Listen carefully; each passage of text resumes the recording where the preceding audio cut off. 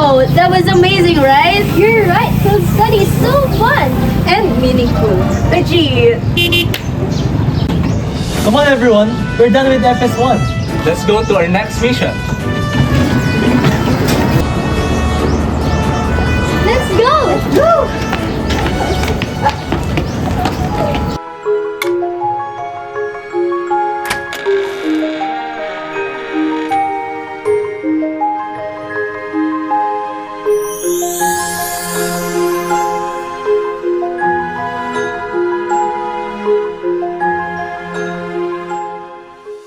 Good day, I'm Maria Elaine Cito Yorde.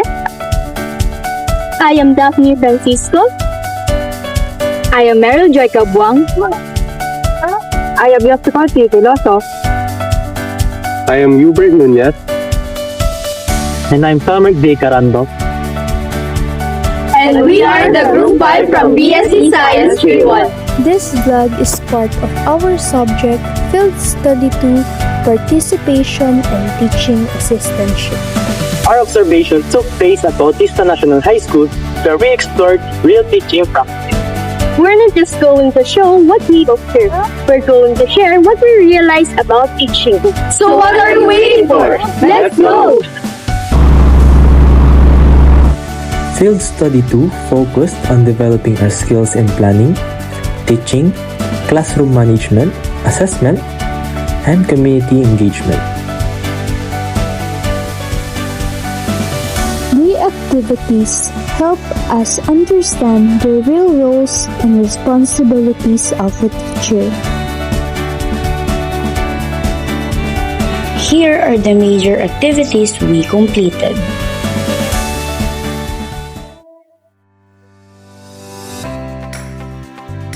Module 1. Planning and conducting a LAC session and writing and presenting a CBAR plan.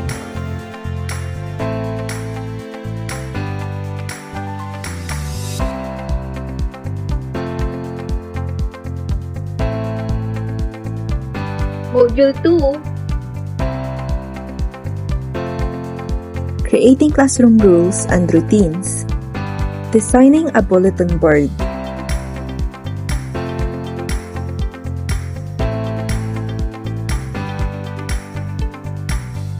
Module 3. Observing learner differences and analyzing inclusive teaching practices.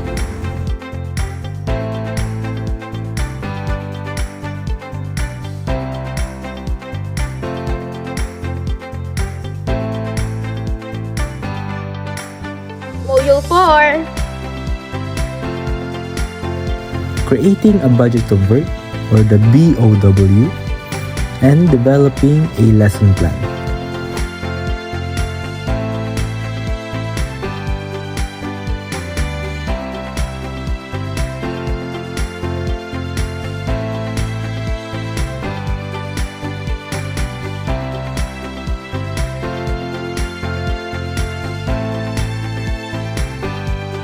Module 5. Preparing instructional materials and conducting demonstration teaching.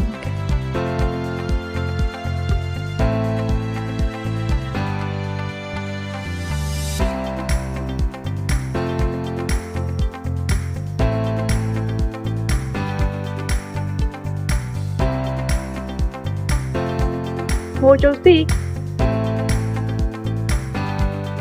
Constructing a table of specifications, creating a summative test, and filling out DepEd forms.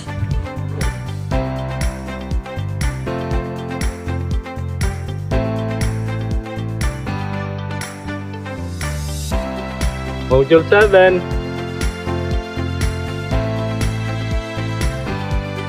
Identifying community stakeholders and observing school community activities.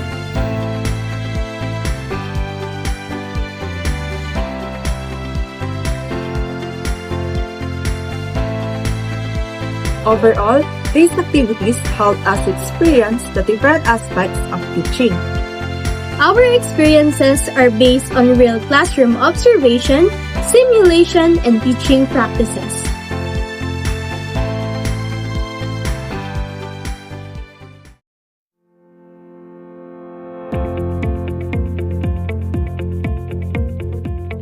In this module, we participated in a Learning Action Cell or LAC session where we observed collaboration among teachers through planning, implementation, and evaluation. We also identified the classroom problem, particularly low student participation, and proposed a research-based solution through CBON. From this activity, we learned that collaboration among teachers help improve teaching strategies and student learning. It also showed that identifying new classroom problems is essential before creating solutions. This activity is connected to PPST domains 1, 4, 6, and 7 because it highlights content knowledge, planning, collaboration, and professional development.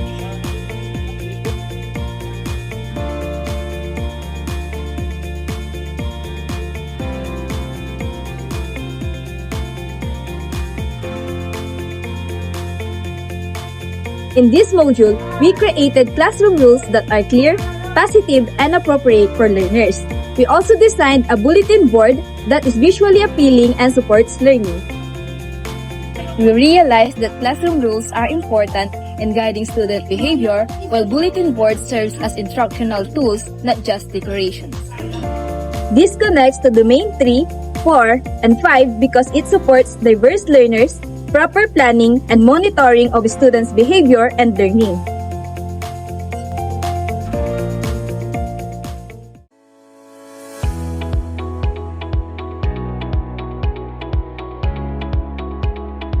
We observed learners with different characteristics and analyzed classroom scenarios on how diversity is addressed.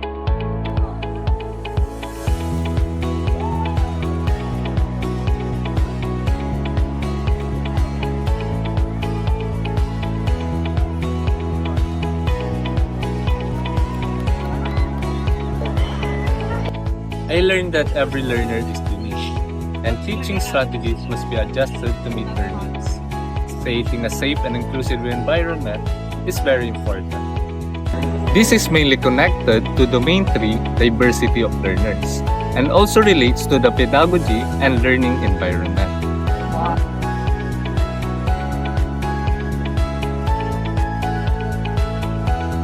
In this module, we created a budget of work and a learner-centered lesson plan aligned with competencies and assessments.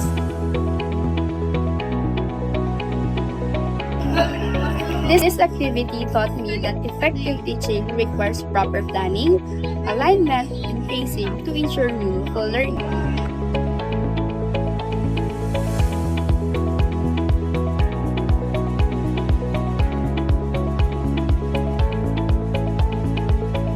This connects to Domain 1, 4, 5, and 7, focusing on content, planning, assessment, and professional growth.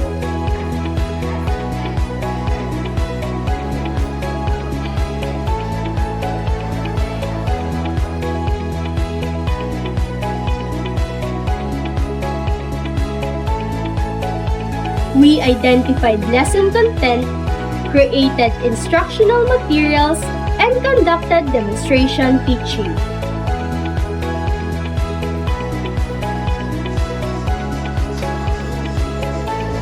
I learned that mastering the lesson and using appropriate strategies are both important.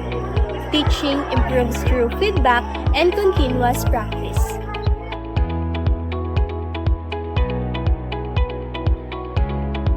This module connects to Domain 1, 3, 4, and 5, as it involves pedagogy, learner differences, planning, and assessment.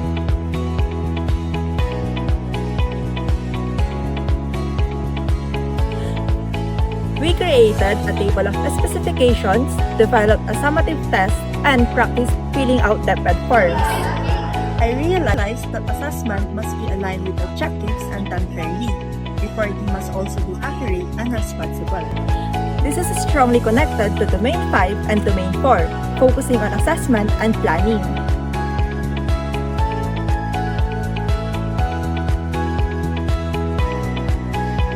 We identify the stakeholders like parents and barangay officials and observe activities such as Brigada Eskwela and PTA meeting. I learned that teaching is not limited to the classroom. Collaboration with the community plays a big role in student success. This connects to the main 6, which is community linkages and professional engagement. Through field study 2, we realized that teaching is not easy. It requires patience, passion, and dedication. We learned how to plan, teach, assess, and reflect. We also learned to understand students' needs. And to create a positive learning environment. This experience helped us grow as future educators.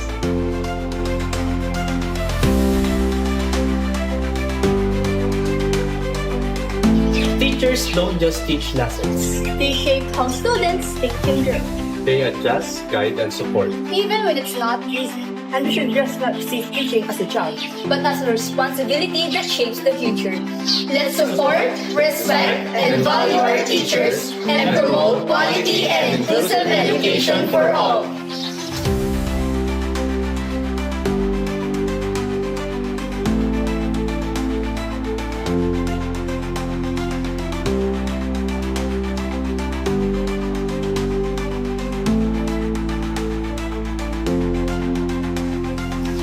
This field study did not just teach us concepts, it showed us reality.